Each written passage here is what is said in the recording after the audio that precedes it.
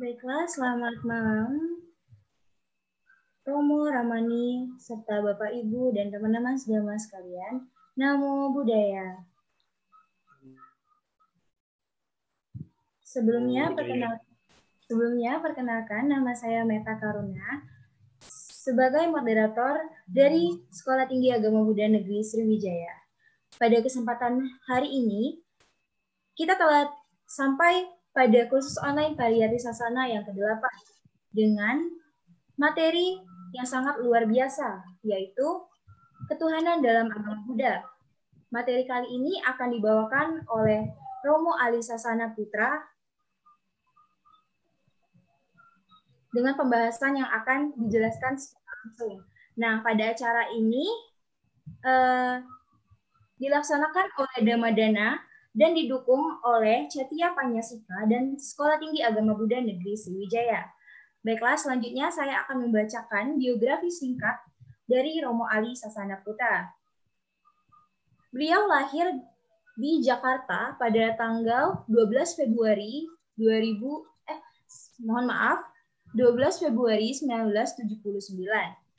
Beliau tinggal di Perumgeria Cimanir, Blok D2 nomor 4 Gunung Sindur, dan telah menikah dengan seorang istri, yaitu Ibu Oe Lydia, dan sudah memiliki 3 orang anak.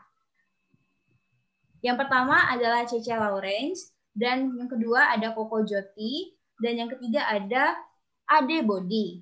Beliau juga menjabat atau mengajar sebagai guru agama Buddha di Binus School Serpong. Beliau pernah menduduki pendidikan formal dan non-formal. Untuk S1, beliau pernah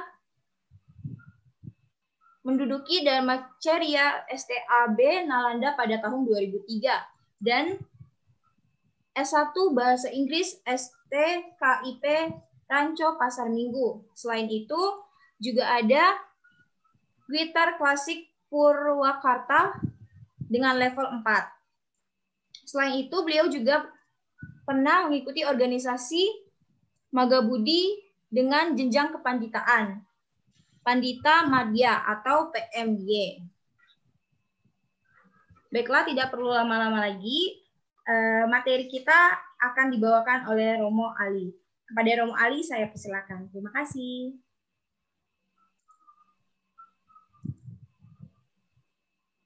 Ya, selamat malam. Terima kasih kepada pembawa acara. Sebelumnya terimalah salam berbahagia dari saya, Soti Hotu, Namo Buddhaya. Ya, Assalamualaikum, Shalom, Om Swastiastu, salam kebajikan. Baik, kawan-kawan, Bapak Ibu, Romo Ramani yang saya kasihi. Sebelum kita berdiskusi tentang Dharma, saya ada baiknya kalau kita menghormat kepada Sang Penemu Dharma ini, yaitu Sang Buddha. Kami yang beragama Buddha akan membacakan Pubbabagana Makara selama sebanyak 3 kali. Mari kita rangkapkan tangan kita untuk menghormat kepada Sang Guru Agung. Namo tassa bhagavato arahato samma sambuddhassa. Namo tassa bhagavato arahato samma sambuddhassa. Namo tassa bhagavato arahato samma sambuddhassa. Terpujilah Sang Bhagawa yang Maha Suci yang telah mencapai penerangan sempurna. Terpujilah Sang Bhagawa yang Maha Suci yang telah mencapai penerangan sempurna.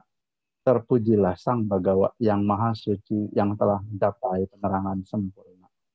Sadu, sadu.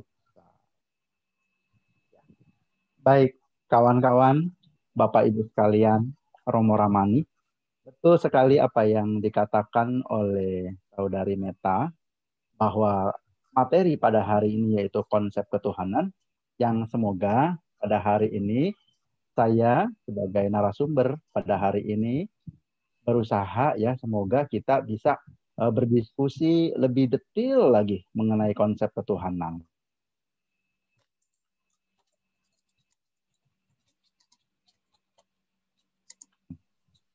Dan pada kesempatan hari ini, konsep ketuhanan yang saya bawakan adalah konsep ketuhanan dalam agama Buddha. Ini sangat sensitif ya, konsep ketuhanan yang sangat sensitif. Apabila ada kata-kata yang kurang pas, mohon dimaafkan ya, karena saya juga masih dalam tahap belajar, dalam tahap terus untuk penelitian dan pengembangan. Dan inilah yang saya pahami dalam konsep ketuhanan agama Buddha pada hari ini. Baik.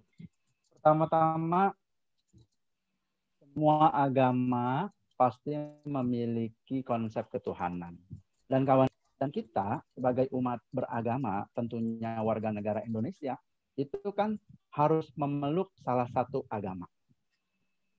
Negara menjamin bahwa kita boleh beragama apapun, ya. Tetapi kita tidak boleh mencampur adukan agama yang satu dengan agama yang lain. Pada kesempatan ini kita mau meneliti, mau mentelaah seperti apa sih konsep ketuhanan dalam agama Buddha. Nah, ya. Jadi memahami konsep keyakinan agama lain atau agama Buddha bukan berarti kita memeluk. Bagi kawan-kawan yang bukan Buddhis, bukan berarti memeluk, tetapi memahami. Kenapa? Dengan kita memahami, misalnya, saya Buddhis, lalu saya belajar memahami konsep ketuhanannya sahabat saya yang Muslim. Sehingga saya lebih mengerti mengapa pola hidup teman kita yang Muslim ini ibadahnya seperti itu, lalu perbuatan sehari-harinya seperti itu, ini mencerminkan ketuhanan yang dianut. Jadi, oh seperti itu. Begitu juga yang Kristen, Katolik, yang Hindu, ya, yang Konghucu dan Buddha. Oh, karena inilah memang ciri khasnya konsep ketuhanannya menuju kepada keselamatannya nanti. Baiklah, tanpa basa-basi, mari kita lihat slide saya yang pertama.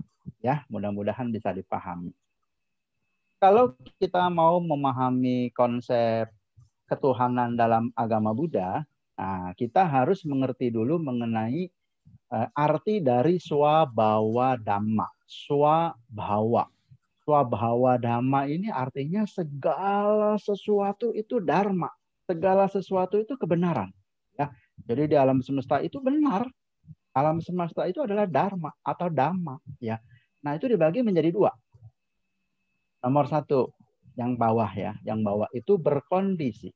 Dalam bahasa Pali disebut sangkata dhamma. Ya. Artinya berkondisi. Nah, yang kedua yaitu asangkata dhamma atau dhamma atau kebenaran yang tidak berkondisi. Nah, jadi tegaskan sebelum saya jelasin ya, bahwa dhamma, segala sesuatu itu dhamma ada dua macam. Ada yang berkondisi dan ada yang tidak berkondisi.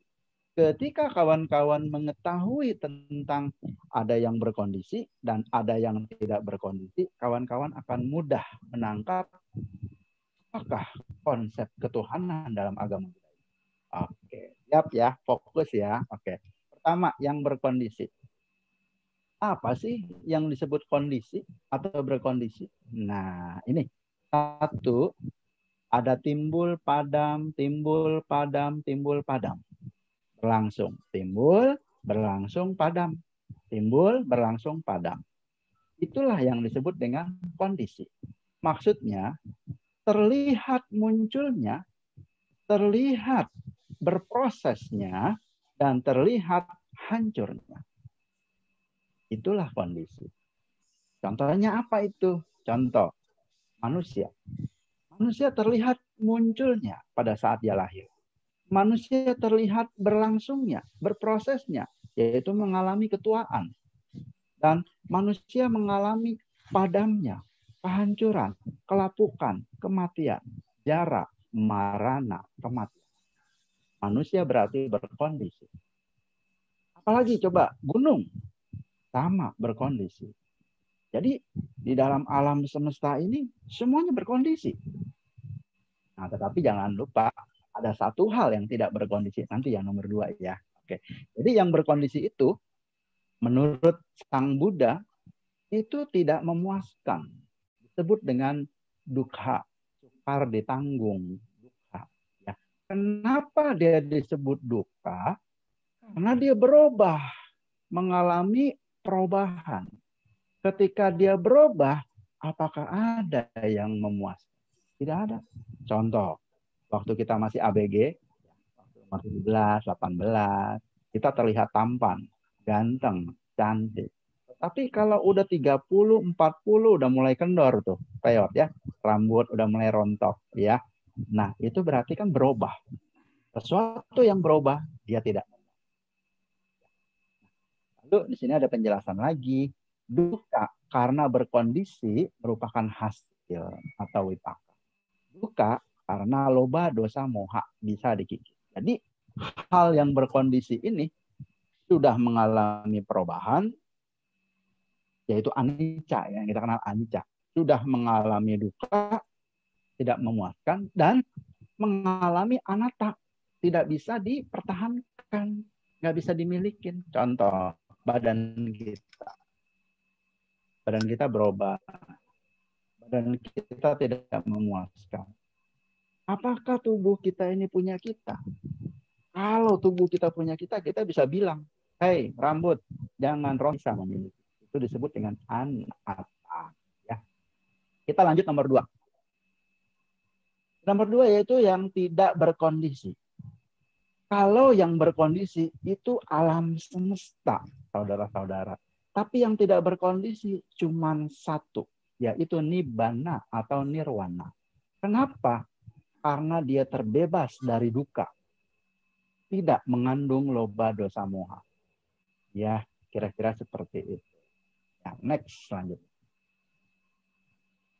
Silakan moderator, next selanjutnya.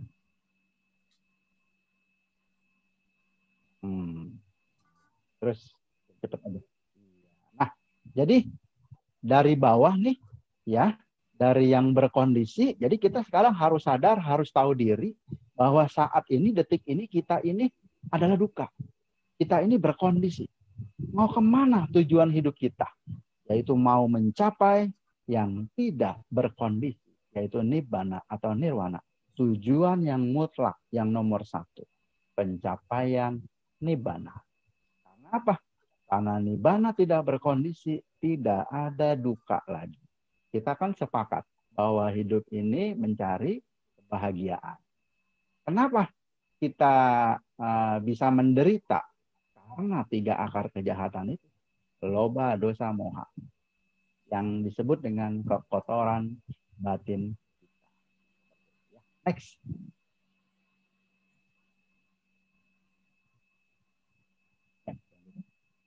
Oke, baik. Nah, kita masuk langsung ke Buddhis ya, Bapak Ibu. Ini langsung detailnya di Buddhis. Oke, 1. Definisi ketuhanan. Bapak Ibu, di Buddhis itu jarang sekali nyebut Tuhan. Lebih sering nyebutnya ketuhanan. Lalu berpikir, kalau gitu agama Buddha nggak punya Tuhan ya. Jangan salah paham, kita jangan sampai ketukar dengan kata-kata. Nah, Buddhis karena tinggal di Indonesia, ini pasti memiliki konsep ketuhanan, ya, memiliki tujuan yang tertinggi. Nah, tadi di awal saya sudah sebutkan tujuan tertinggi kita pencapaian nibbana. Nah, jadi kenapa ketuhanan dalam agama Buddha itu mengacu kepada nibbana? Nah, karena tujuan yang terakhir, yang paling tertinggi otoritasnya, yaitu pencapaian nibbana. Sama seperti ajaran agama lain, kalau ditanya, tujuan tertinggi agama kamu apa? Yaitu saya ingin mencapai Tuhan. Kalau saya mati, saya mau ke Tuhan. Sama seperti Buddhis. Kalau bisa, kalau kita meninggal, ya sebelumnya kita mencapai nibbana. Ya, jadi tujuannya sama ya. Yang tertinggi itu ketuhanan semuanya. Nggak ada yang terendah. Semuanya mencapai yang tertinggi. Seperti itu. Ya, selanjutnya.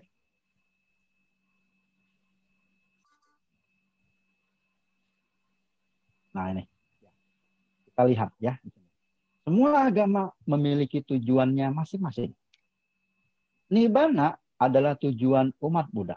Nah, jadi kita lihat di situ tuh kotak paling atas adalah tujuan. Kita lihat nih. Teman kita yang muslim. Tujuan tertingginya yaitu surga. tinggi. Kristen sama. Yang Hindu pencapaian moksa. Nah, Buddhis pencapaian nibbana. Jadi yang paling tertinggi ini menurut kitab sucinya masing-masing, yaitu pencapaian ketuhanan. Semuanya pencapaian ketuhanan. Ya, jadi kalau mau dipersamakan, kira-kira seperti ini. Mari kita saling menghargai seluruh agama di Indonesia ya. Sekarang ada 6. Oh, kalau ini pencapaiannya kemari. Nah, mari kita saling menghargai. Jangan begini. Oh, kok cuman ke sorga? Saya dong nibbana. Ya nggak bisa. Karena memang garis dasar, nah ya garis-garisnya di kitab sucinya ya seperti itu. Kita saling menghargai. Ya, selanjutnya.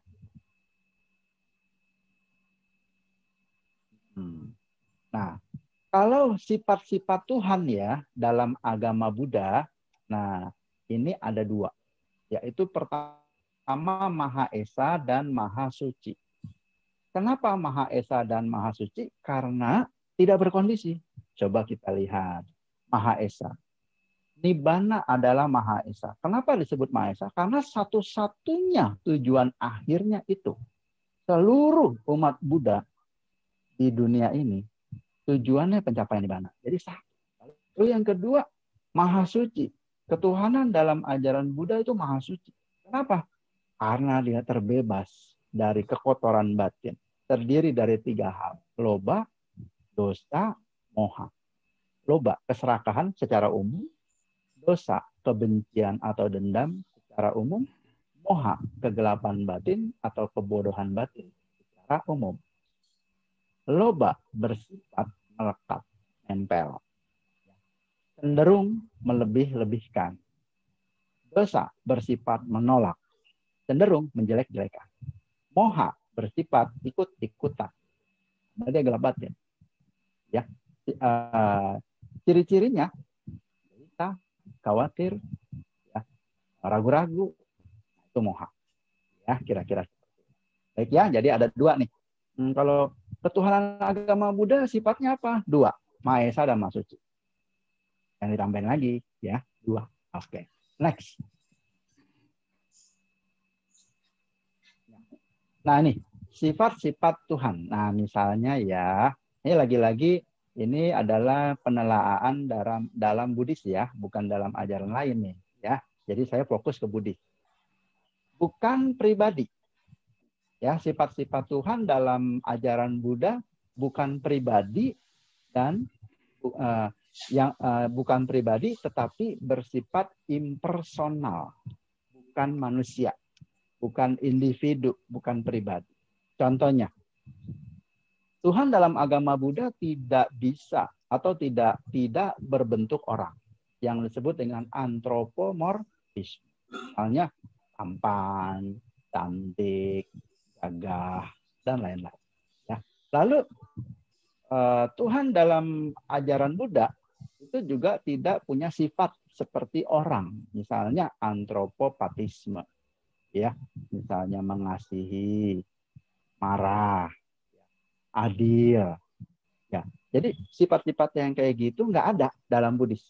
Tidak ada, karena dia disebut antropopatisme, tidak seperti sifat orang atau person ya dalam bahasa Inggris.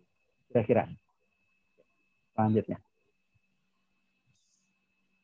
Hakikat nibbana adalah tidak berkondisi dan terbebas dari LDM. Bentar saya. Nah, oke. Nah, coba kita pelan-pelan ya. Di sini ada kotak loba dosa moha. Lalu ada garis panah. Kita itu mau menuju mencapai nibbana, yaitu yang terbebas dari loba, terbebas dari dosa, terbebas dari moha. Aloba, adosa, amoha. Selanjutnya, nibbana itu Maha Suci, Maha Esa, dan impersonal. Artinya bukan seperti individu. Ya, oke, next. Nah, nomor 3 nih ya. Bagaimana jika tidak impersonal? Nah, penjelasan dalam Buddhis, bila person maksudnya ya, bila seperti orang, dia akan berkondisi duka. Kalau orang itu kan muncul, berproses, padam. Hasilnya yang berproses itu tidak kekal, tidak memuaskan. Seperti penjelasan dalam Swabhawa Dhamma yang berkondisi tadi. Makanya Buddhis mengambil ketuhanannya yaitu impersonal. Sang Buddha mengatakan bahwa Nibbana itu impersonal. Bukan pribadi, ya, bukan seperti orang, dan tidak berkondisi. Selanjutnya.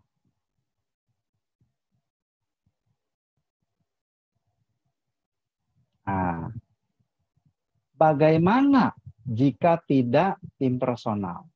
Ya, bila tidak impersonal, ini nanti menurut Buddhis ya, ketuhanannya bisa disalahkan. Kayak apa nih? Ini ada contoh ya. Ini mohon maaf, ini secara Buddhis ya penjelasannya ya. Misalnya, secara umum orang-orang mengatakan Tuhan Maha Pencipta, Maha Tahu, Maha Ada, Maha Adil. Ya. Kan gitu ya secara umum. Nah, lalu ada dua orang nih. Ini ada satu contoh kasus, ada dua orang. Pertama, namanya si A. Umurnya 20 tahun. Sifatnya jelek, pemarah, bentar-bentar ngamuk gitu ya, nggak punya pengendalian diri. Nah, lalu ada nih si B. Umurnya sama, 20 tahun, tapi dia orangnya baik, ya baik, sabar, ya suka menolong. Nah, si A ini melihat orang berbuat baik, bukannya dia bahagia, malah tambah bengis. Kan ada orang yang kayak gitu. Tidak suka melihat orang berbuat baik ya. Lalu diam-diam si A merencanakan pembunuhan. Dibunuh nih si B nih. Nah, ini jangan dicoba ya. Ini berbuat jahat nih ya, karma buruk nih ya. Nah, terus si B karena baik ya, walaupun dia matinya kasihan ya, dibunuh, karma buruk nih ya. Wipaka buruk. Nah, tapi kan dia orangnya baik. Nah, selalu memunculkan pikiran baik.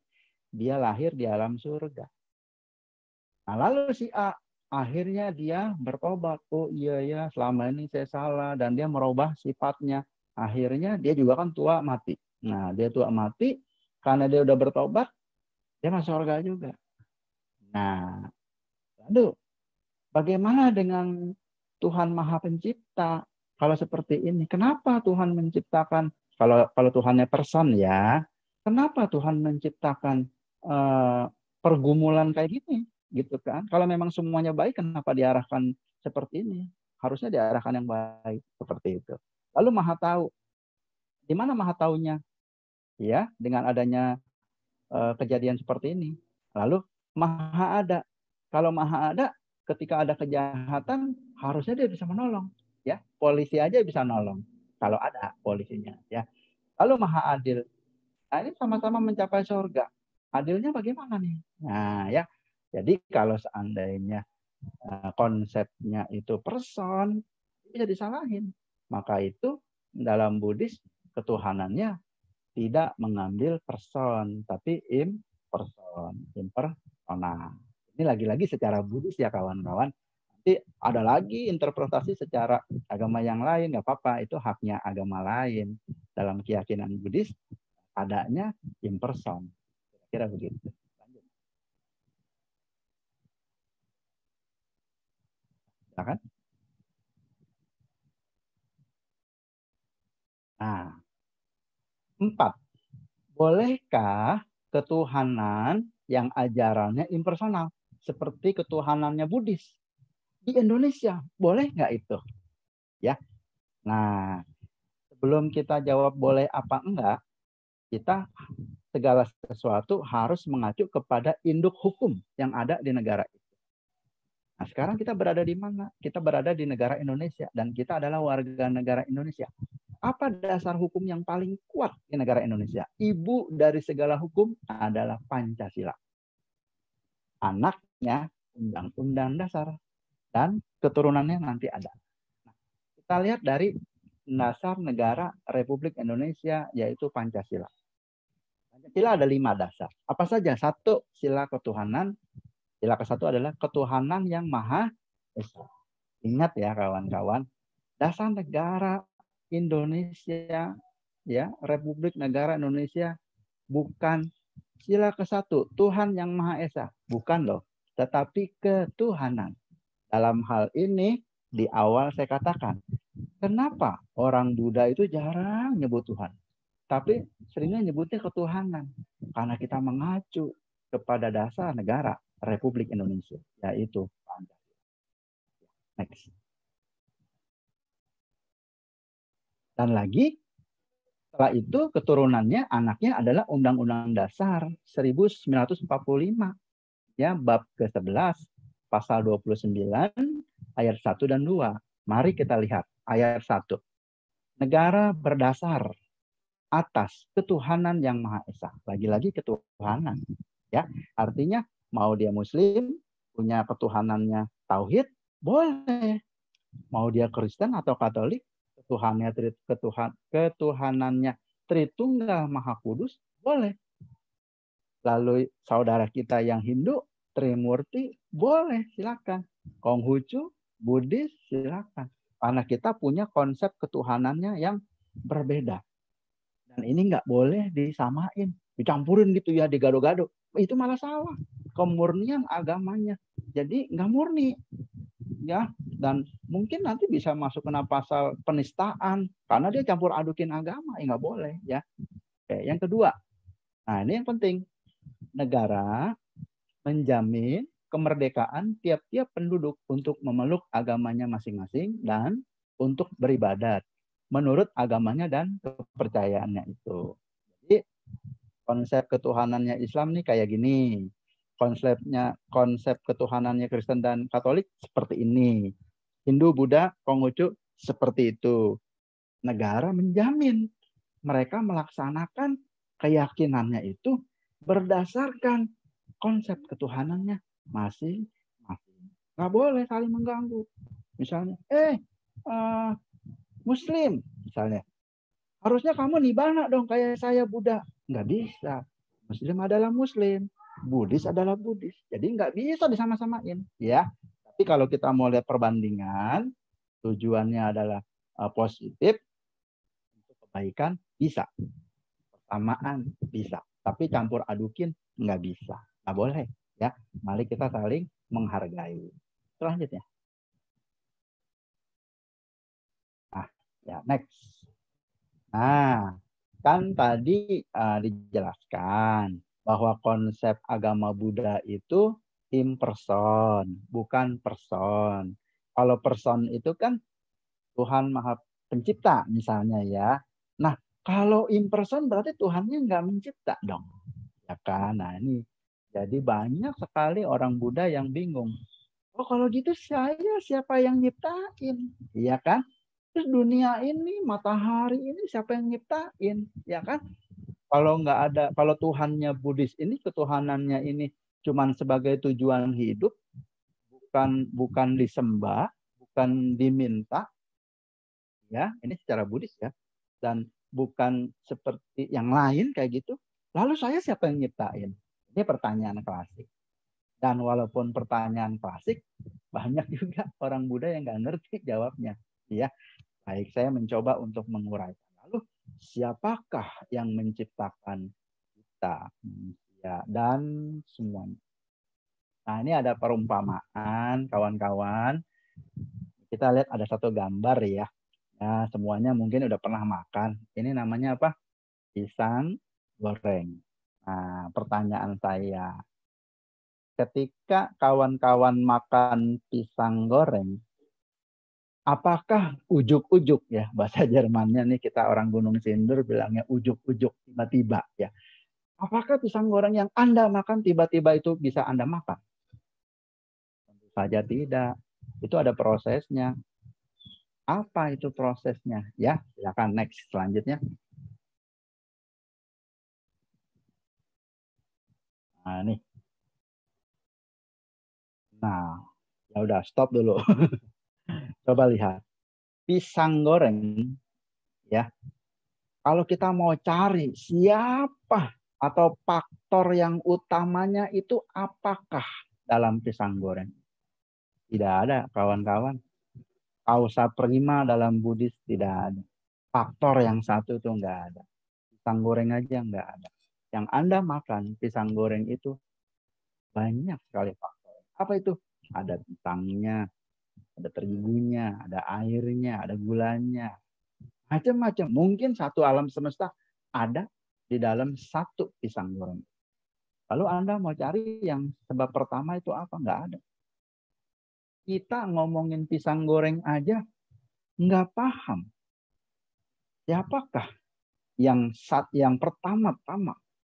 Atau apakah yang pertama-tama yang menjadi penyebab terjadinya pisang goreng? Nggak bisa kita cari kayak gitu. Apalagi Anda ngomongin bumi ini. Apalagi Anda ngomongin manusia. Ya kan? Nah, jadi yang paling mudah dipahami, yang paling gampang dimengerti, yang tadi saya sebutin. Ada pisangnya, ada airnya,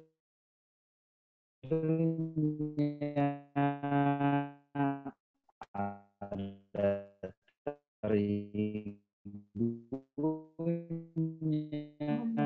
Kelompok suaranya agak ini apa nggak jelas.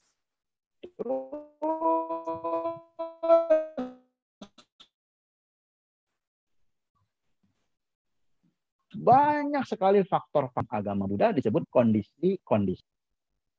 Kurang jelas ya sebentar. Oke, tes 1 2 3. Bagaimana suaranya sudah bagus? Udah. Halo, tes 1 2 3. Sudah bagus suaranya? Sudah oke? Sudah oke? Udah. Bisa saya lanjutkan? Oke, baik, terima kasih. Mohon maaf karena saya di Gunung Sindur sinyalnya jelek ya. Baik. Saya ulang sedikit. Pertanyaan siapakah yang menciptakan dunia ini beserta isinya? Sebelum kita menjawab yang sebegitu besarnya, kita ambil satu contoh pisang goreng.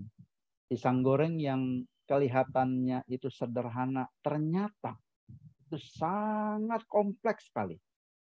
Ya, kita membahas pisang goreng sebagai penyebab yang pertama menyebabkan pisang goreng tidak ada. Pisang goreng bisa terjadi karena banyak kondisi-kondisi atau faktor-faktor. Ya, jadi kalau ada pertanyaan, siapakah yang Maha Pencipta dalam ajaran Buddha? Yaitu kondisi yang mengkondisikan kondisi itu terjadi. Atau yang disebut dengan sangkara ya, pencipta besar yaitu kondisi. Jadi Anda harus mengkondisikan sesuatu supaya terjadi sesuatu. Tapi kondisinya itu bukan satu, banyak. Seperti itu. Ya. Oke, next.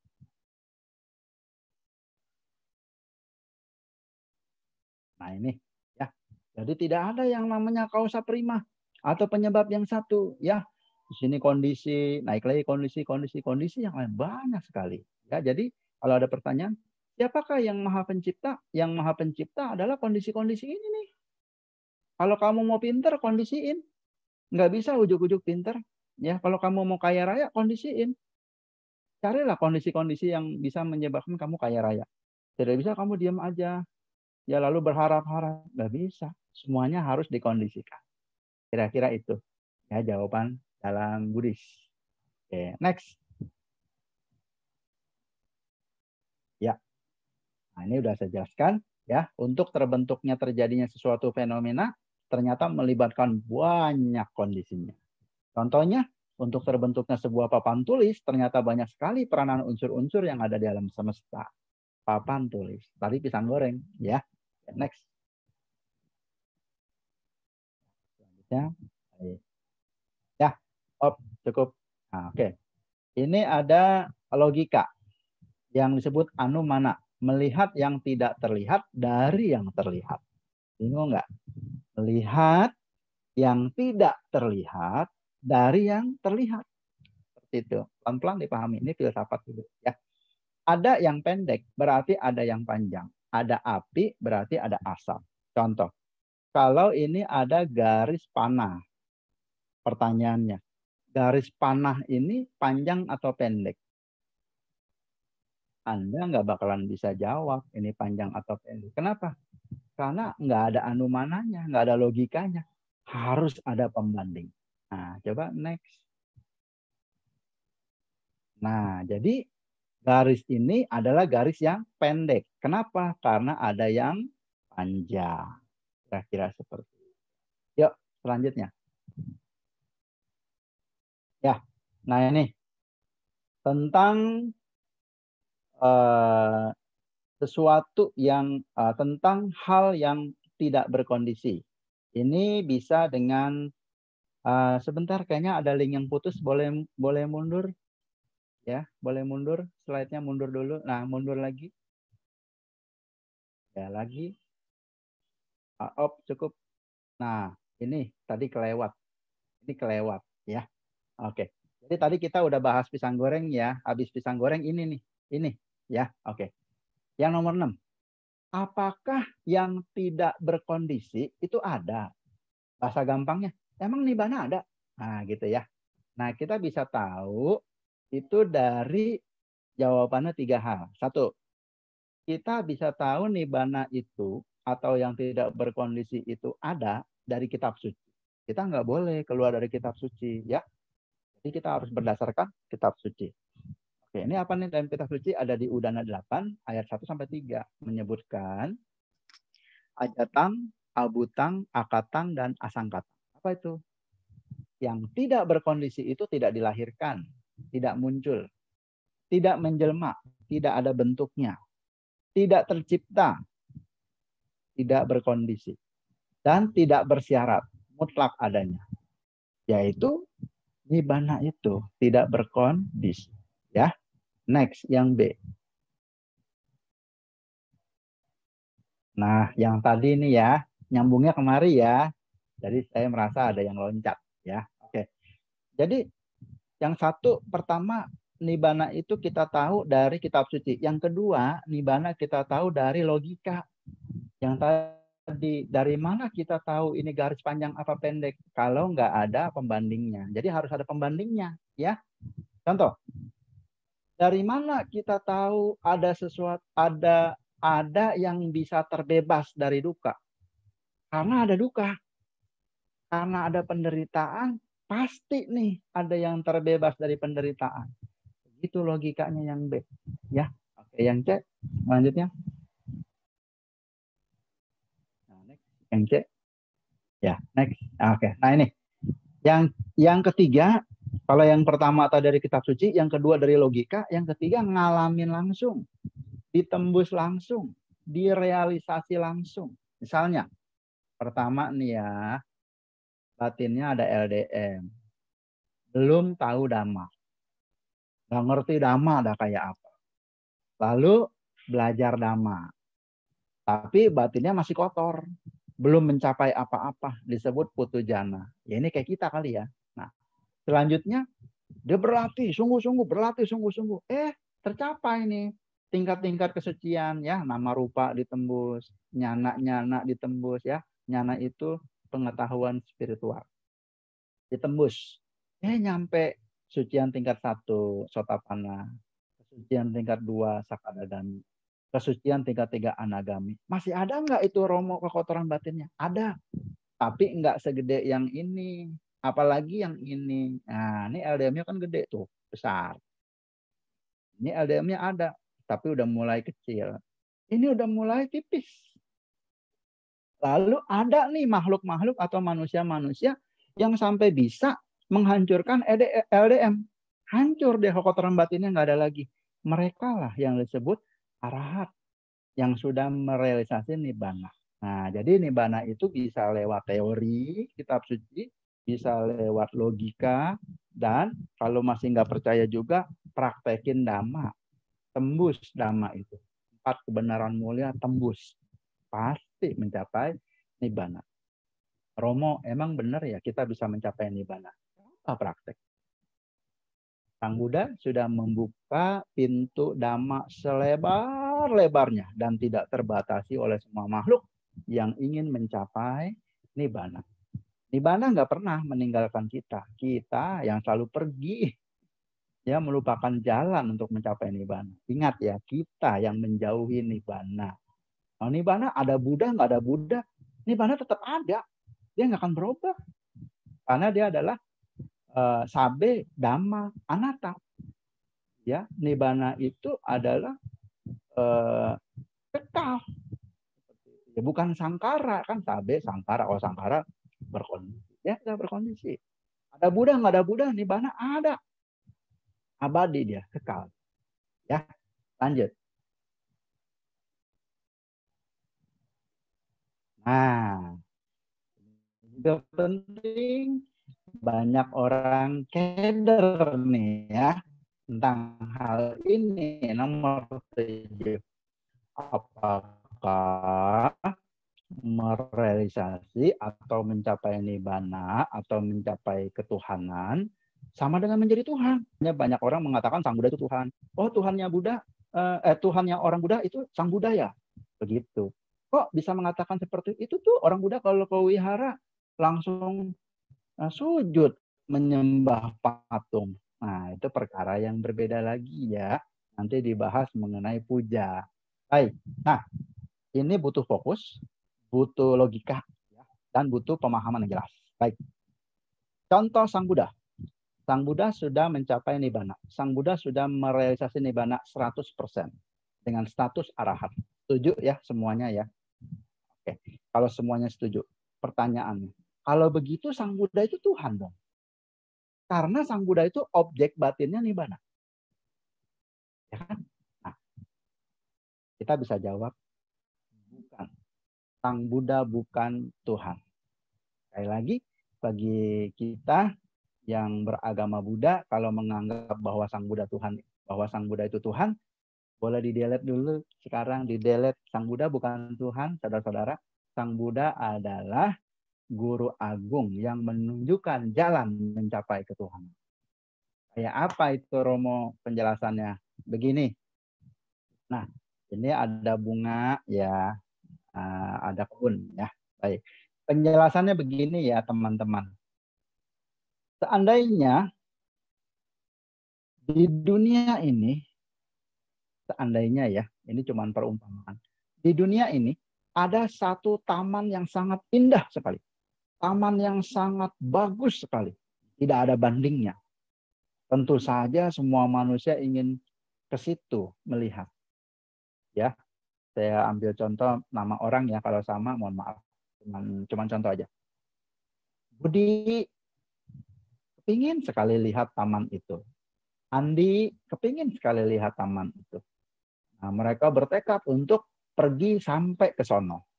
Ketika Budi datang, Andi datang, sampailah dia ke taman itu. Begitu dia lihat, waduh iya benar, taman ini indah sekali, bunganya begitu ranum, ranum buah ya. Bunga itu begitu indah, warnanya, wanginya. Nah, pertanyaan selanjutnya.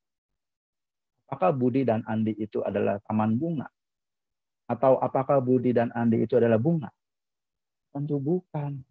Budi dan Andi adalah orang yang merasakan betapa indahnya bunga itu, tanaman itu, ya, taman-taman itu. Begitu pula dengan Sang Buddha yang mencapai nibbana. Sang Buddha adalah orang yang merasakan begitu bahagianya pencapaian nibbana itu. Bukan berarti Sang Buddha adalah nibbana, apalagi Sang Buddha itu Tuhan. Bukan.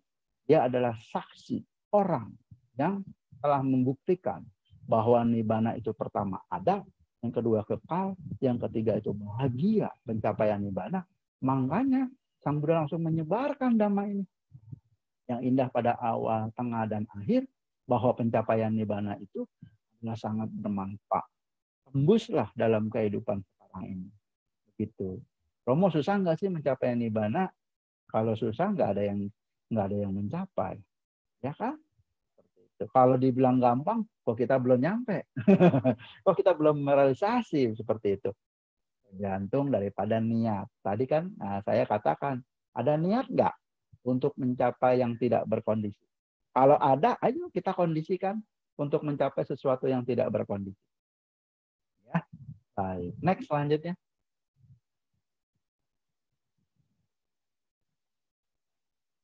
Nah, ini lebih susah lagi ya, teman-teman ya. Apakah orang yang sudah mencapai nibbana, disebut dengan parinibbana, makhluk itu masih ada? Nah, ini ada perumpamaan ya. Jadi ada namanya catuspoti atau 4 pertanyaan, yaitu positif, negatif, konjugatif, disjungtif. Jadi plus, minus, terus plus dan minus, terus plus plus, minus minus. Nah, kayak gitu ya. Nah, kalau salah rumusnya mohon maaf, saya bukan orang matematika. Ya, baik. Jadi gini, penjelasannya. Dengarkan saya dulu ya, jangan lihat yang di sini ya, nanti membingungkan yang di sini. Misalnya, ada orang buta sejak lahir. Orang buta ini kan, kalau dia mau mengetahui, dia pakai indera peraba, diraba, indera bentuk. Bentuknya lewat jasmani. Contoh, dia nanya nih sama temennya orang buta sejak lahir. Kawan, warna merah itu bulat ya. Karena yang dia tahu adalah bentuk. Lalu temennya itu kan tidak buta. Dia jawab, oh bukan, merah itu bukan bulat. Oh, kotak kali ya. Gitu kan. Jawab lagi, bukan. Bulat bukan. Kotak bukan. Lonjong. Nah, ya kan? Bukan. Lalu kalau gitu, tidak berbentuk deh. Tidak beraturan bentuknya.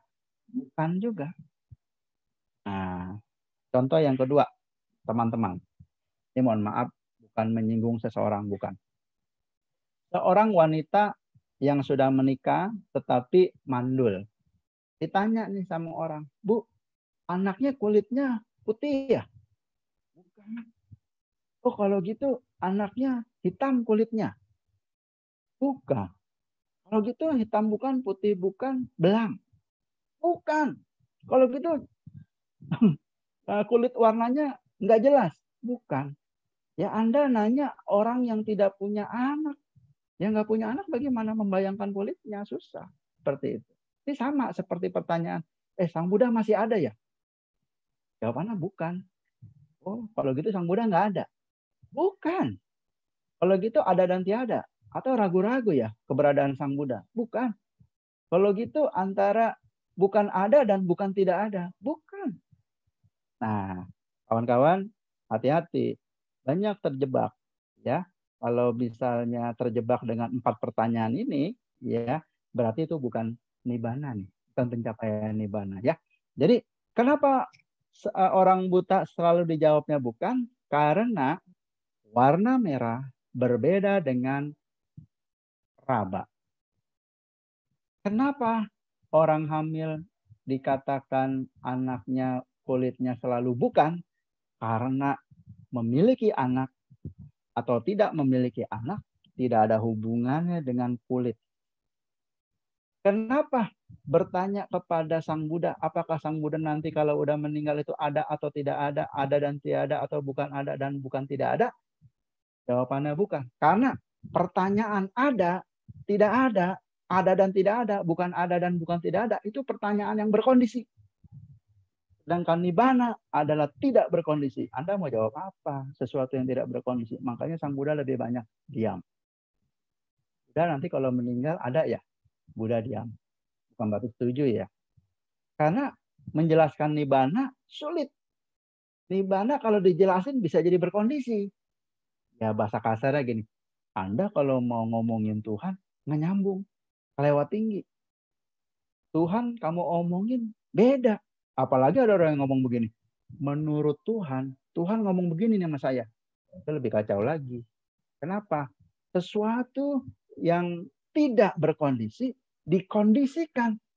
Menurut Buddhis, ini lagi-lagi menurut Buddhis ya kawan-kawan, ini tidak cocok.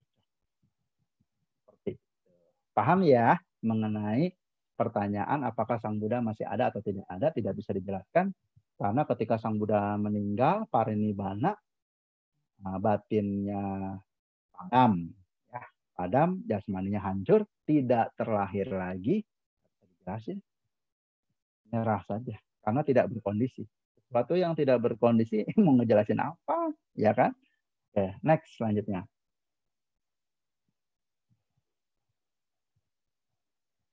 Nah ini tadi ya irisan-irisannya Ada positif, tidak ada negatif, ada dan tidak ada. Itu konjungtif. Dan di luarnya yaitu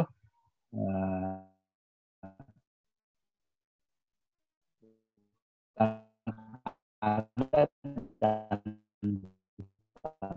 tidak ada.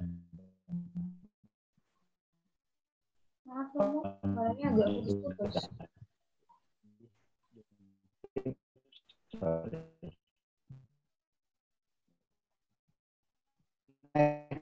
Selanjutnya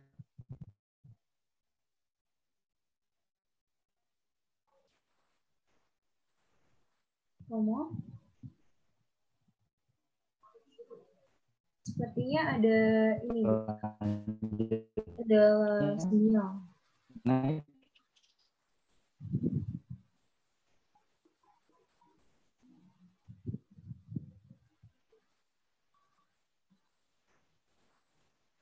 Romo,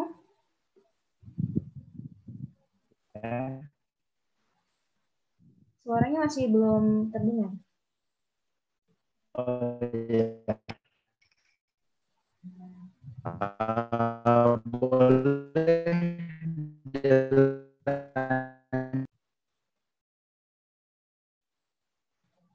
Mohon maaf, mungkin Romo Ali lagi kendala di sini. Kita tunggu sebentar ya.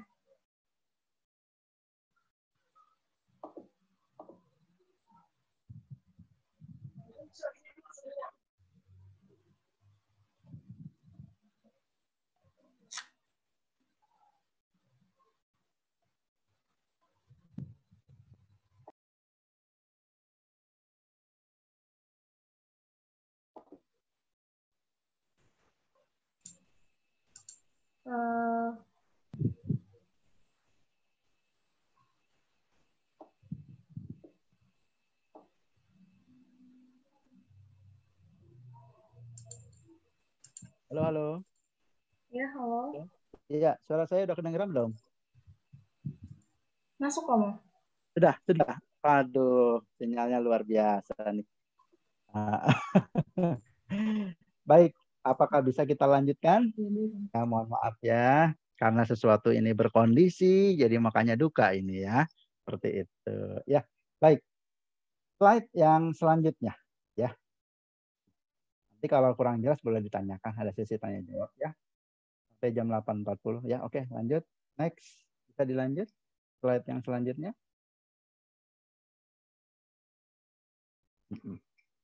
Nah, baik. Ini menurut Karen Armstrong dalam bukunya ya, ada tahap-tahap munculnya konsep ketuhanan. Konsep ketuhanan ini menurut buku tersebut dipengaruhi oleh pola hidup dan pola pikir.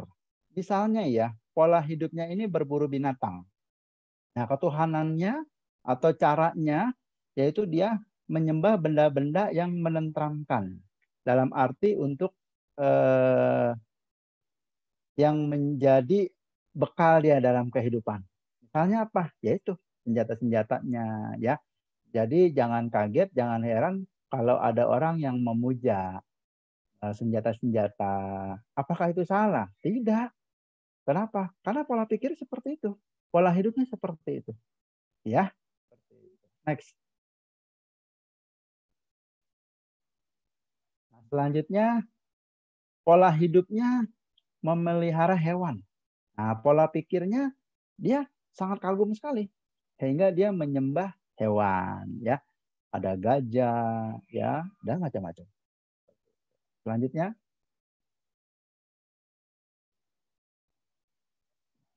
bercocok tanam. Kita tahu orang zaman dulu bercocok tanam itu mengandalkan ini cuaca ya. Jadi dia pikir hujan itu ada dewanya, terus ada dewa air lah, dewa petir lah dan lain-lain seperti itu. Tapi memang ada. Nah, cuma dia berpikir bahwa dewa-dewa itulah yang mengatur semuanya sehingga mereka ada yang menyembah dewa Pak, Dewi Padi, ya, dewa bumi, macam-macam seperti itu. Apakah mereka salah? Tidak. Karena saat itu kondisinya ya seperti itu. Ya. Oke, lanjut. Nah, tibalah pada zaman industri kecil di mana manusia sudah bisa menciptakan bangku, meja, rumah, baju. Mereka bisa menciptakan itu karena memiliki akal dan pikiran. Nah, akal dan pikiran yang dilakukan oleh mereka itu nggak bisa dilihat. Akal dan pikiran kan nggak bisa dilihat. Dia abstrak. Lalu mereka menganggap, wah ini gaib nih. Jadi ada sesuatu yang bisa mencipta. Saya aja bisa bikin. Nah, berarti manusia ini ada yang mencipta nih. Ya.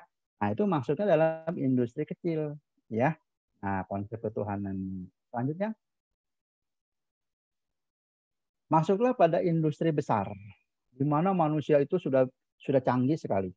Sudah bisa membuat ini, membuat itu, dan lain-lain. Ya. Nah, bisa mengontrol ini, mengontrol itu. Nah, lalu dia berpikir bahwa dirinya sendiri itu adalah Tuhan. Nah, jadi dia menganggap dirinya Tuhan hebat. Dia bisa ke bulan, ya. Dia bisa mengetahui segala hal dengan internet dan lain-lain. Ya. Dia pikir dia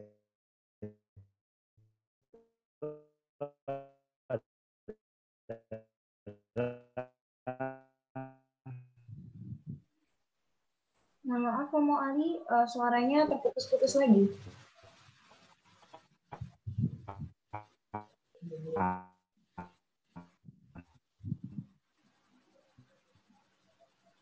Nah, jadi manusia itu belum gimana? Ini suaranya udah bagus belum?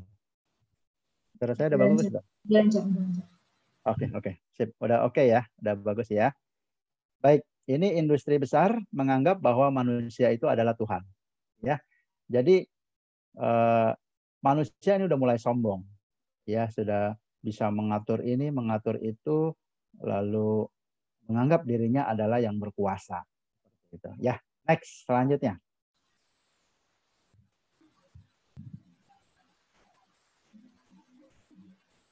Nah, sekarang tibalah pada zaman industri maju. Apa tuh? Zaman spiritual maju. Yang tadi kan industri maju, industri besar menganggap bahwa aku adalah yang paling hebat. Nanti tibalah suatu saat pada saat spiritual maju mengatakan bahwa aku, siapa aku? Oh, aku ini adalah jasmani dan batin. Jasmani berubah, batin berubah. Jadi aku itu adalah perubahan. Kalau dia perubahan mengalami kekecewaan. Kalau kekecewaan mengalami tanpa inti. Bukan milikku, bukan diriku, bukan aku. Berarti aku ini ada enggak? Oh, ternyata tidak ada aku ya. Itu disebut dengan anatta. Nah, ini spiritual maju ini sudah ditembus nih oleh para Buddha dan siswa-siswa mulianya. Kira-kira itu ya. Next. Baik. Berbicara mengenai ketuhanan berarti berbicara mengenai keselamatan. Di dunia ini ada 3 macam keselamatan. Ada yang disebut ortodoks, heterodoks, dan independen. Apa itu ortodoks? Yaitu Tuhan menentukan manusia 100%. Jadi segala-galanya ditakdirkan oleh Tuhan. Jadi manusia nggak bisa ngapa-ngapain. Ada nih ajaran yang kayak gitu ya. Jadi 100% come from God. And then human only stay, diam aja. Ada ajaran yang kayak gitu. Lalu ada yang heterodoks. Ada Tuhan yang menentukan tetapi manusia juga harus berusaha. Jadi Tuhan kasih 50%, manusia ada 50%. 50-50. Nah, ada lagi nih ajaran independen. Yaitu Tuhannya ada sebagai tujuan hidup. Tetapi 100 come from human. Jadi datangnya dari manusia. Mengarah ke Tuhan. Yang mana nih yang benar ya? Oke, baik. Next.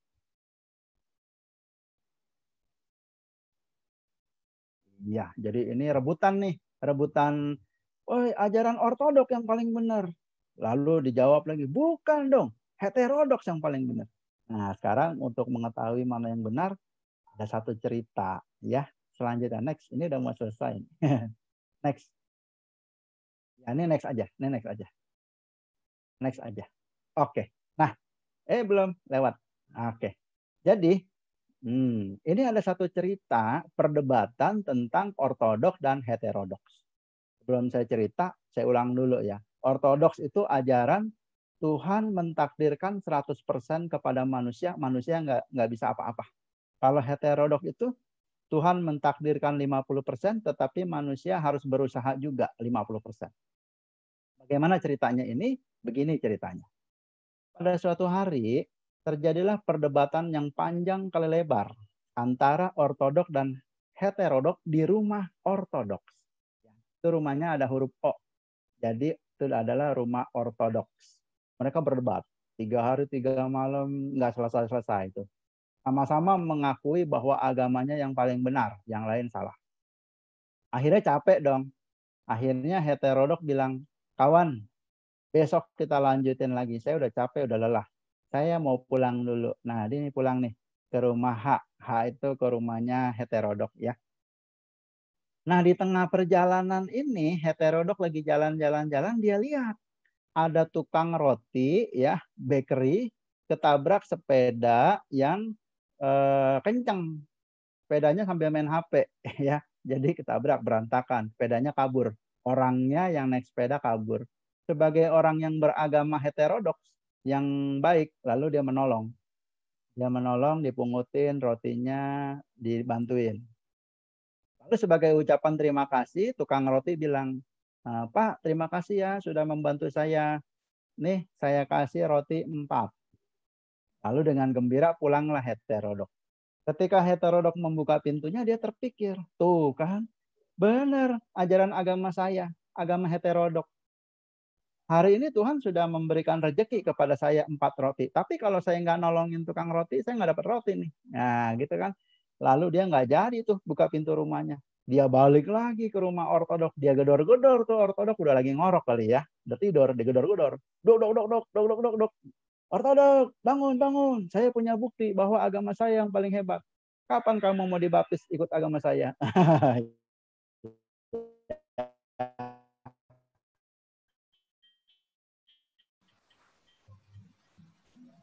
Mohon maaf, Romo Ali, suaranya terputus lagi.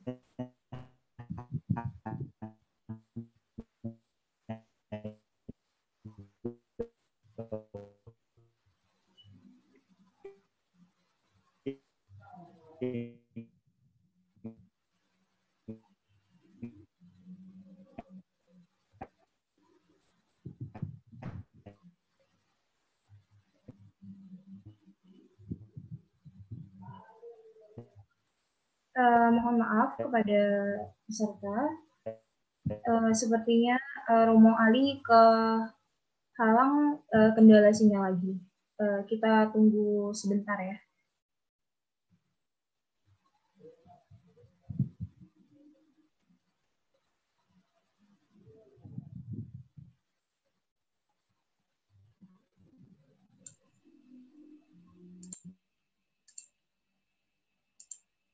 Ya baik, Bapak Ibu, selamat malam semuanya. Sukihotu Namo Buddhaya. Senang sekali hari ini bisa ketemu dengan Bapak Ibu dalam acara kursus online Paritasasana yang ke-8 yang disampaikan oleh Romo Ali tentang konsep ketuhanan dalam agama Buddha. Namun sayangnya sinyal koneksi yang menjadi sarana utama untuk terjadinya pembelajaran secara online agak terganggu karena koneksi internetnya bisa jadi kurang baik. Nah, sekarang Romo Ali sudah masuk kembali. Silakan Romo Ali. Saya, oke, sudah bagus suara saya? Bagaimana? Ya, Sudah bagus? Oke, aduh mohon maaf ya. Aduh, kemarin lancar sekali, sekarang kurang bagus. Ya, baik. Sampai di mana tadi saya ceritanya, biar saya nggak ngulang. Ya, jadi secara garis besar begini ya ceritanya ya. Jadi ada perdebatan antara ortodok dan heterodoks di rumahnya ortodok ini. Mereka berdebat agama siapa yang paling benar, agama ortodok atau heterodok. Nah, lalu akhirnya karena mereka kecapean, ortodok pulang. Pulang, di tengah jalan ini ortodok ngelihat tukang roti lagi beresin rotinya karena ketabrak sepeda. Nah, lalu dia bantuin. Lalu dikasihlah dia 4 buah roti ya. Lalu heterodok itu berpikir, tuh kan hari ini Tuhan memberikan rezeki kepada saya. Kalau saya nggak tolong tukang roti ini, berarti saya nggak dapat roti. ya kan? Saya harus tolong. Lalu dia balik lagi kawan-kawan, dia balik lagi ke rumahnya ortodoks ini. Gedor-gedor, ortodoksnya lagi tidur, ya.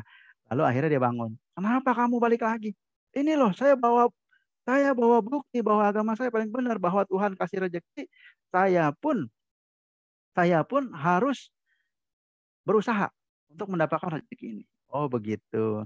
Ya udah deh, daripada kita ngomong, kita makan dulu karena kita belum makan gitu ya. Makan dia 2, heterodok 2.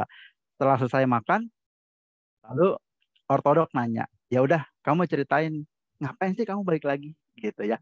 Lalu heterodok bilang, begini kawan, tadi saya pulang dari rumah kamu, lihat tukang roti, rotinya berantakan, saya tolongin. Saya dikasih roti 4 yang kita makan itu. Jadi Tuhan kasih rezeki, saya berusaha dapat rezeki. Begitu. Jadi kamu harus berusaha dulu baru dapat rezeki. Nah, lalu dengan ringan si ortodok bilang, oh begitu kamu balik lagi. Kamu denger ya, saya dari tadi nggak ngapa-ngapain. Saya bangun tidur, kamu datang, saya dikasih roti 2. Berarti mana agama yang benar? Ya kan? Nah, jadi kawan-kawan dari cerita ini pertanyaannya, manakah agama yang paling benar? Ortodoks atau heterodoks? Nah, jawabannya kalau kita Buddhis, dua-duanya benar. Kenapa? Karena dua-duanya adalah hasil dari hukum karma, hasil dari wipaka karma. Ortodok karma baiknya banyak. Heterodok karma baiknya kurang banyak. Jadi harus dikondisikan dulu, barulah dia dapat rezeki.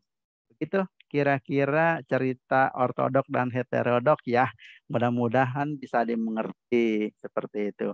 Mohon maaf loh kalau ada kesalahan. Internetnya kurang bagus hari ini ya. Karma baiknya kurang bagus. Baik, saya serahkan kembali kepada moderator. Terima kasih atas perhatiannya. Namo Buddhaya. Baik, terima kasih kepada Romo Ali Susana Putra yang telah menyampaikan materi mengenai ketuhanan dalam agama Buddha. Mungkin ini merupakan materi yang cukup dibilang sulit, akan tetapi dapat dijelaskan dengan sangat baik. Nah, kepada Romo, Ramani, maupun mohon maaf sebelumnya, saya akan membacakan sedikit ringkasan yang telah saya buat. Konsep agama Buddha mengenai Tuhan itu terbagi menjadi 2, berkondisi dan tidak berkondisi. Berkondisi adalah segala sesuatu yang memiliki proses dan masih mengalami duka atau penderitaan. Sedangkan tidak berkondisi adalah nibbana, yang mana terbebas dari loba, dosa, dan moha. Tuhan sendiri dalam agama Buddha tidak dapat diwujudkan dalam bentuk maupun sifat. Karena pada dasarnya dalam agama Buddha, Tuhan itu tidak dapat dipersonifikasikan, tidak tercipta, tidak menjelma, tidak dilahirkan, dan tidak mutlak. Segala sesuatu yang berkondisi timbul karena sebab akibat yang saling bergantungan. Nah, buat Romo, Ramani, Bapak, Ibu, serta teman-teman sekalian yang ingin bertanya, dapat mengajukan raise hand atau bertanya di kolom komentar. Dan untuk teman-teman yang berada di YouTube juga bisa melakukan pertanyaan melalui kolom komentar. Kepada para peserta, apakah ada yang ingin bertanya melalui raise hand?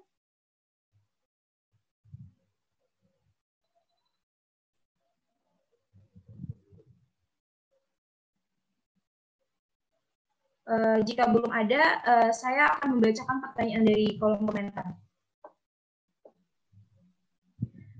Dari Angge, Namo Buddhaya, selamat malam. Saya ingin bertanya, adakah salah jika orang itu tidak berpunya agama, tapi sikap baik dan tidak berbuat jahat? Terima kasih, Romo.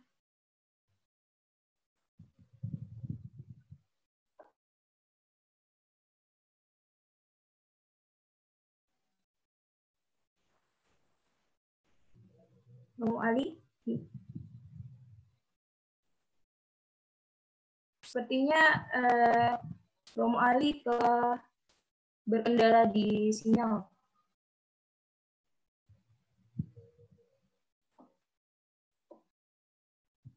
Sambil menunggu, untuk teman-teman yang masih memiliki pertanyaan bisa mengajukan melalui kolom komentar atau kolom chat via YouTube.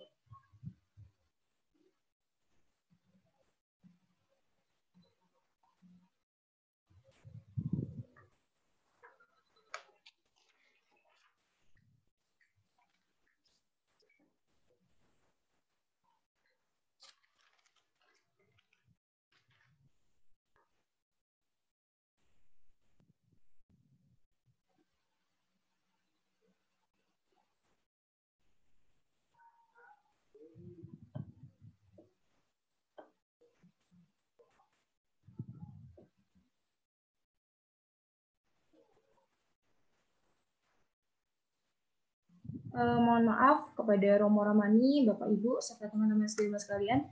Mungkin ada sedikit kendala. Kita tunggu sebentar Romo Ali untuk kembali ke ruang Zoom kali ini.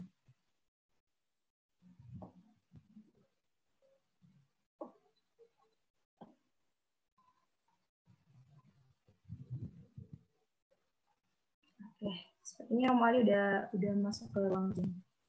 Tes 1 2 3. Tes 1 2 3. Ya, masuk Romo. Bagaimana suara saya jelas? Jelas Romo. Oke, waduh, mohon maaf banget nih ya. Baik, saya akan jelaskan. Apakah bisa orang tidak beragama itu dan yang penting banyak melakukan perbuatan kebaikan? Begitu kan ya? Nah, ini satu hal yang kontradiktif. Bagaimana kita tidak beragama, lalu kita bisa tahu yang baik dan yang buruk? Dari mana ajaran-ajaran itu berada? Ya kan? Nah, jadi kita tahu ini baik, ini buruk, karena kita mempelajari satu ajaran. Misalnya Buddhis. Kalau Anda Buddhis, lalu yang penting saya berbuat baik, nggak usah ke wihara. Jangan salah kawan-kawan, berbuat baik itu ada syarat-syarat ya yang disebut dengan perbuatan baik. Ya, apakah mengandung loba dosa moha, bersekutu dengan pengetahuan apa enggak. Lalu ketika berbuat baik itu bagaimana dengan perasaannya? Perasaannya senang atau biasa aja? Diajak apa enggak ya? Jadi sulit kita menentukan kalau kita enggak beragama perbuatannya baik apa buruk. Tetapi kalau Buddhis sesuatu perbuatan yang baik kalau tidak menambah loba dosa moha. Kalau menambah loba dosa moha berarti dia buruk. Gitu ya jawaban saya. Terima kasih. Oke, baiklah. Selanjutnya ada pertanyaan dari Robertus Setiadi. Sukihotu, selamat malam Romo. Apakah konsepsi ketuhanan personifikasi akan membimbing makhluk menuju nibbana atau justru menambah jangka waktu pengembaraan di alam samsara ini? Terima kasih. Ya, kalau konsep ketuhanan person tidak bisa mencapai nibbana. Kenapa? Konsepnya dia nanti atta. Jadi karena dia punya individu, ya bersifat individu. Sementara nibbana adalah anatta. Jadi secara mudahnya, secara gamblangnya tidak bisa. Jadi kita harus memiliki konsep anatta. Baru kita bisa menembus nibbana. Terima kasih.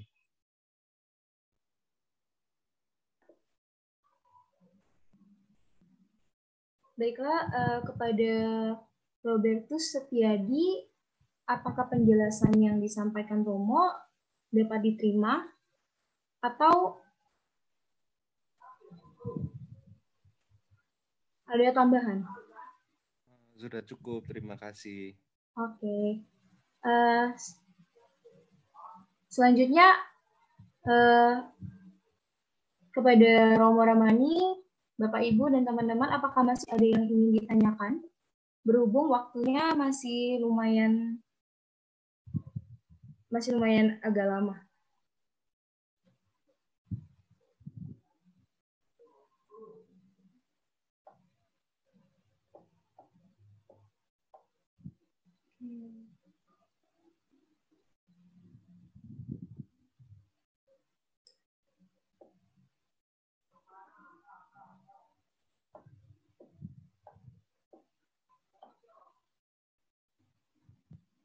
Sudah jelas.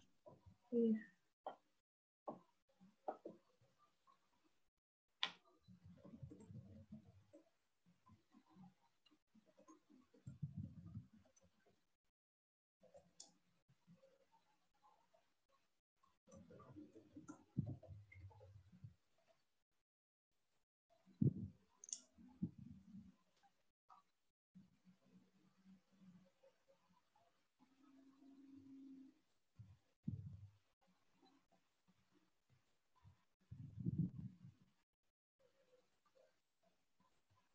Apakah untuk teman-teman yang ada di YouTube yang ingin ditanyakan, bisa langsung ditulis di kolom komentar.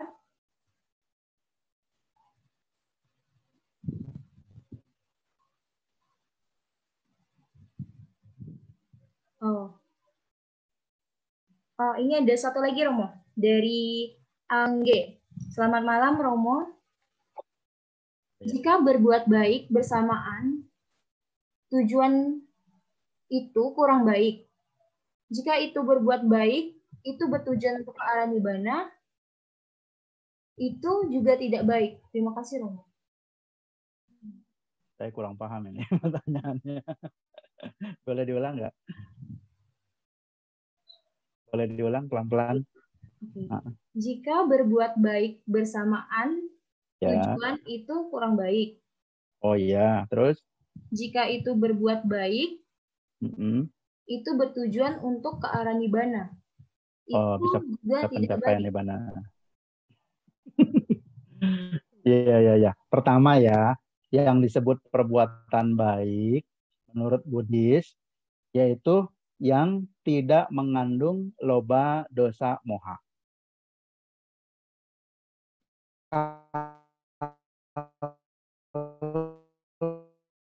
Maaf Romo, suaranya terputus-putus.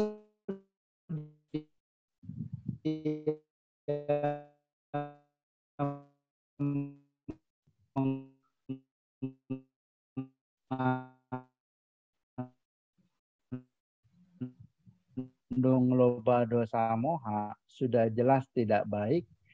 Ya, tes 1 2 3. Tes 1 2 3. Tes 1 2 3. Ya, bagaimana suara saya? Jadi intinya perbuatan baik adalah mengikis loba, dosa, moha. Kalau perbuatan tidak baik menambah loba, dosa, moha, sudah pasti tidak akan mencapai nirvana. Ya, itu saja jawabannya.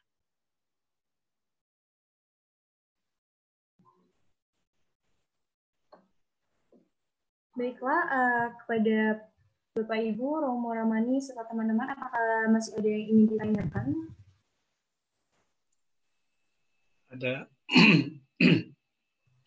Ada satu penanya yang kirim ke saya, Saudari Meta, izin untuk membacakan.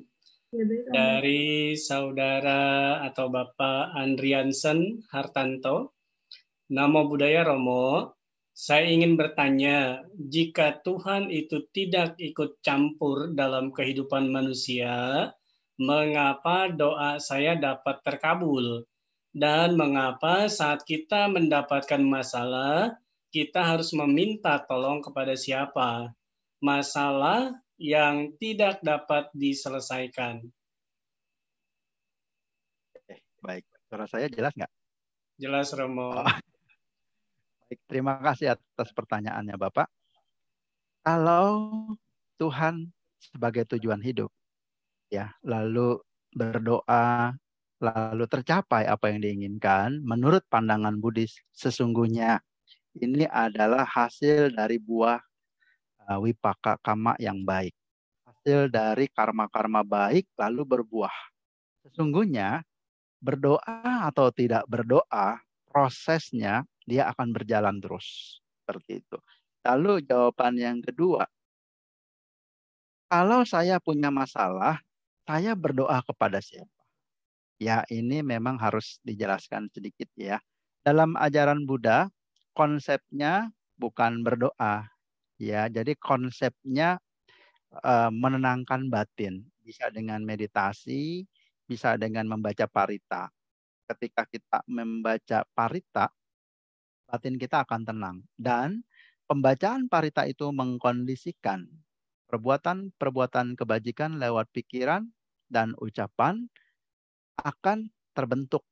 Dan setiap detik dari pikiran yang baik itu akan berakumulasi menjadi karma-karma baik. Kira-kira seperti itu.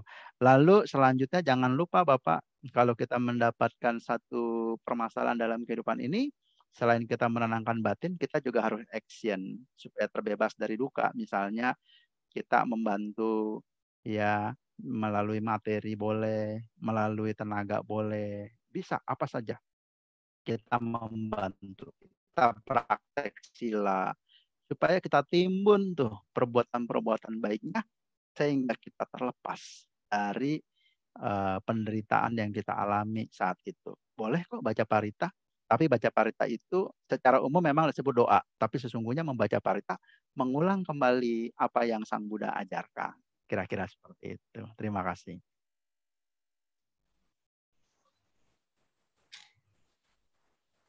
Baik, terima kasih kepada Romo yang telah memberikan penjelasan yang luar biasa. Kita masih punya waktu sekitar 8 menit. Jika Romo Ramani atau Bapak Ibu serta teman-teman saudara sekalian yang masih ingin bertanya, kita buka satu pertanyaan terakhir.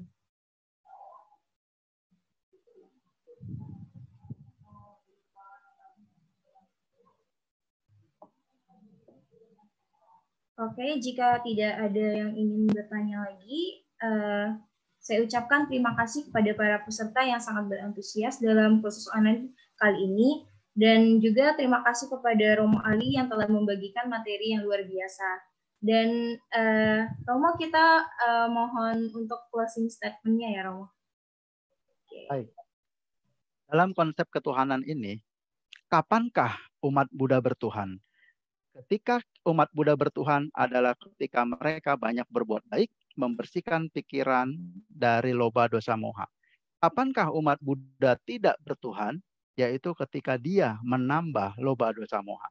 Marilah Bapak Ibu, kawan-kawan yang beragama Buddha, mari kita bersihkan kekotoran-kekotoran yang ada di dalam batin kita dengan mempraktekkan dharma atau dhamma selangkah demi selangkah, setahap demi setahap, penuh dengan kebijaksanaan. Itu saja, semoga bermanfaat ya. Terima kasih. Namo Buddhaya. Namo Buddhaya, Romo. Terima kasih. Selanjutnya ada sedikit pengumuman mengenai pariyati selanjutnya yang akan diselenggarakan pada hari Senin tanggal 21 September 2020 pada pukul 19.30 sampai dengan 21.00 dengan tema Catari Arya Sacani yang akan dibawakan oleh Romo Priyawadi dan dimoderatori oleh Saudara Devi Meilani. Dan bagi teman-teman semuanya yang ingin melakukan suatu kebajikan, bisa ikut berdana atau menyalurkan donasi melalui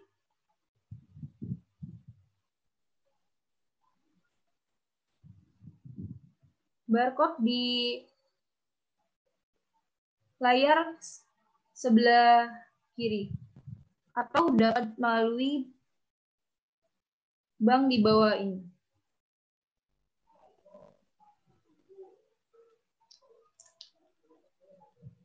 Acara ini dilakukan setiap hari Senin sampai dengan Rabu sampai dengan tanggal 28 September 2020.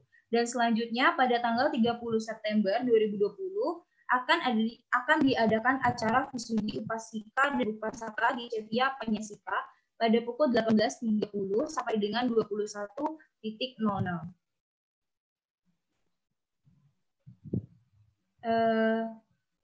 Sebelum kita mengakhiri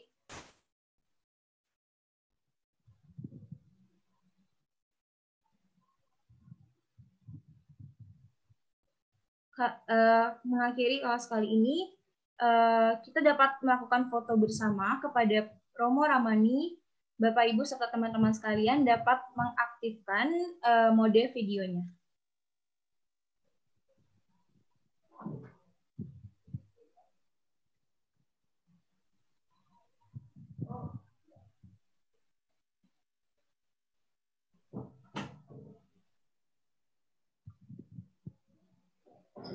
Oke, Bapak Ibu bisa bersikap anjali Saya bertugas sebagai juru foto hari ini. Senyumnya boleh 1, 2. 1, 2. Sekali lagi 1, 2, 3. Oke. Boleh gaya bebas, pakai jempol boleh, atau gaya bebas Bapak Ibu. 1, 2, 3. Oke, cukup.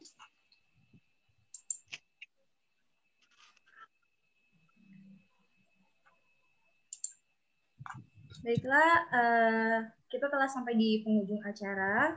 Saya selaku moderator mohon maaf jika masih ada kesalahan dalam penyampaian atau ucapan.